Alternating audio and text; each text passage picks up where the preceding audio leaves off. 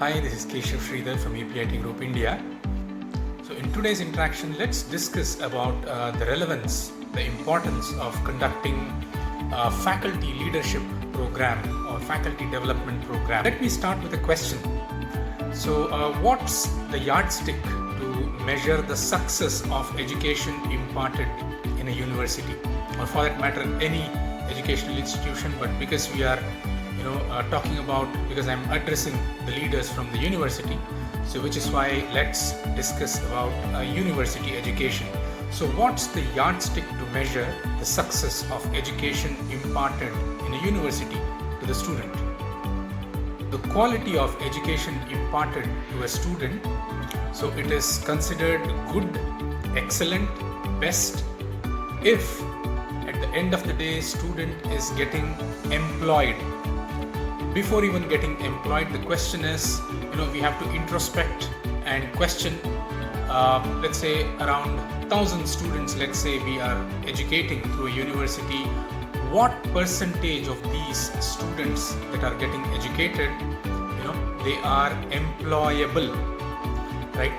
Before discussing about the employment, because there are many dynamics to employment, some of which may not be in the control of the university. But what is in the control of the university is to ensure that the student who is passing out from the university is employable, meaning any company which would interview this candidate would find him employable, as in he can be given gainful employment in XYZ company, whichever company interviews this candidate. Right? So let's introspect what percentage of our students, as in the university, what percentage of these students who are about to pass out are actually employable. Now the next question is, are the academicians aware of the various industry expectations, the various qualities and the industry expectations from a candidate? For a candidate to be considered to be employable, until few years ago, many Nigerians were traveling abroad for their higher education. So it is very heartening to see that there are many universities, good universities coming up, especially in the northern Nigeria, especially here in Kano. It is so heartening to see that there are so many universities which have come up, and Nigerians need not go outside seeking higher education, right? So that is very, very good. However, let's truthfully introspect about the employment. Now that we have discussed about the importance of making students employable. Now for a student to be employable, so knowledge in their domain is very critical, right? So the student should be able to articulate that knowledge, right, when the test is taken, right? And of course, attitude, as they say, hire for the attitude and skill will follow, right? And of course, decent amount of skills, right? So what's the difference between, as academicians, you I'm sure know what's the difference between knowledge and skill, right? So knowledge in application becomes skill, right? So knowledge, articulation of knowledge, right? Attitude, right? That can do, will do attitude, right? And the skills, at least bare minimum employable skills. MS Excel is basic bread and butter for any professional worth his or her salt, right? So that's one of the skill which is very, very critical. So bare minimum basic skills, be it technical, be it soft skills, right? And of course the habits, right? We humans are mortal beings, and understandably all of us make mistakes, right? Sometimes blunders. It's very prudent that in this journey of a student to become employable, the student is handheld to be very, very truthful in self-introspection. As teachers, as academicians, you're doing a human service, and I'm sure at each stage, each step of an individual's, a student's development, you make them realize this, importance of self-introspection and equipping self. In today's world, right? The job market is very, very dynamic. It changes by the day, especially with AI, artificial intelligence, taking over many human jobs. So the job market is very, very dynamic. Having said that, certain basics won't change. Certain jobs, certain careers which will always be evergreen, and certain things with regard to career, with regard to professionalism per se, will never change. So we APIT, we are pioneers in food processing technology, giving clean energy solutions and automation, information technology. So we are actually promoting Indo-Nigerian technology collaboration. So as someone from the industry, the reason why we are partnering with the universities in this endeavor to ensure that the students are becoming employable, and also in due course of time they are getting employed, gainfully employed. The reason why we are doing this is because when you are helping an individual to build a successful career, you are not only helping the individual, but you're also helping the individual to elevate and empower their family, right? So it's not just one individual you are helping, it is the entire family that you are helping, right? So if you are able to help even 100 students to become employable and thereby gainfully employed, then you're actually helping 100 families. That's close to around 500-600 people. So just imagine the power God has blessed us with, and we cannot falter in this. When Nigerians can go abroad for higher education, then why not think about facilitating international career job placements here in Nigeria? Is it unthinkable? Is it not possible? If we put our 100% effort, and with the help of, with the grace, blessings of God, is anything impossible? Then let's do it. What's stopping us? Let's do it. Let's put that first foot forward, and God will show us the way. And God will bless us at each step. We APIT Group are partnering with various universities in Africa, particularly in Nigeria, to set up skill development centers. Now, what these skill development centers will do for the university is it will fuel or empower, your technology incubation centers. Now, technology incubation centers are very, very critical for job creation. Okay. Now, government, the entire ecosystem, the public-private partnerships, yes, in due course of time, it is supposed to create that, job creation. It is supposed to provide jobs. So that ecosystem will do. But from the university side, you actually have a very, very vantage point to also create, from your end also you can create jobs through these technology incubation centers. That is, in other words, your entrepreneurship development cell. You may call it entrepreneurship development cell or incubation center. End of the day, are you able to nurture budding professionals and entrepreneurs? And for that, skill development center is the cradle for creating leaders in the university, right?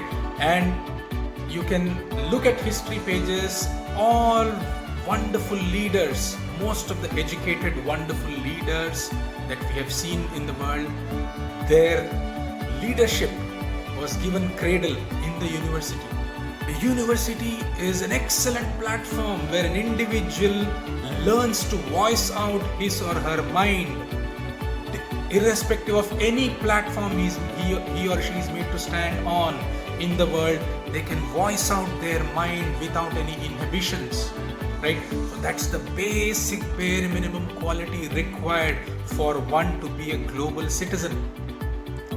So through these technology incubation centers, entrepreneurship development cell, which works hand in hand with the skill development center, we would be partnering with many universities in job creation, right?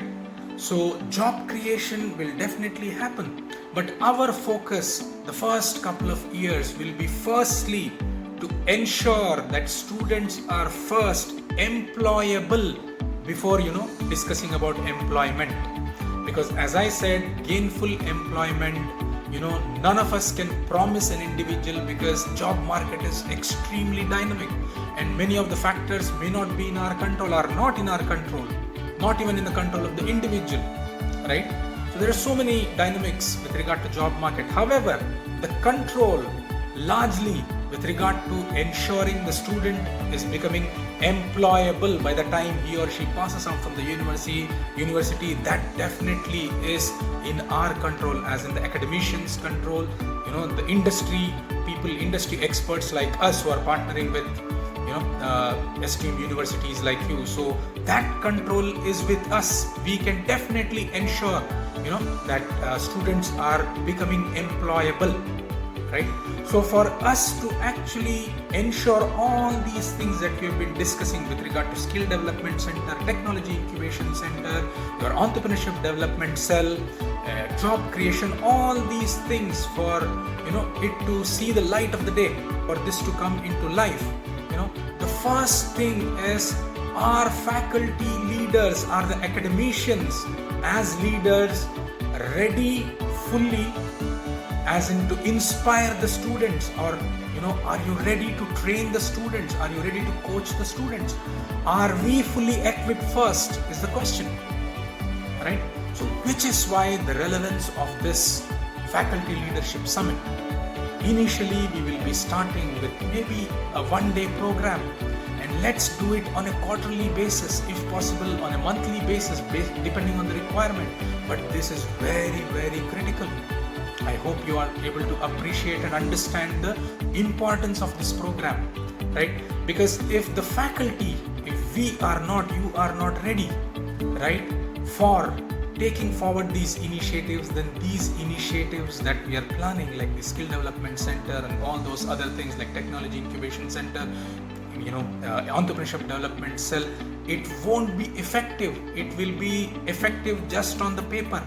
And I'm sure none of the university would want to spoil their resources, hard-earned money, which is received from the students, that you would be spending on students by creating all these centers. It should actually be effective, right? None of the universities would want to see it go for a waste, right?